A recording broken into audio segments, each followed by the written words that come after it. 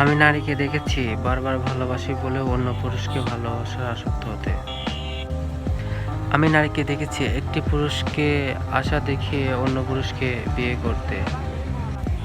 আমি নারীকে দেখেছি তোমাকে ছাড়া বাঁচতে পারবো না কিন্তু অন্য পুরুষকে নিয়ে ঠিকই বেঁচে আছে। বিশ্বাস ভালো কিন্তু অন্ধবিশ্বাস ভালো না। যখন ভালোবাসায় বিশ্বাস থাকে হয়তো ভালোবাসাটা কিছু সময় টিকে থাকে, কিন্তু যখন অন্ধবিশ্বাস আসে তখন ভালোবাসাটা অন্যরকম হয়ে যায়। কিছু স্বার্থতার জন্য ভালোবাসা নষ্ট হয়ে যায়।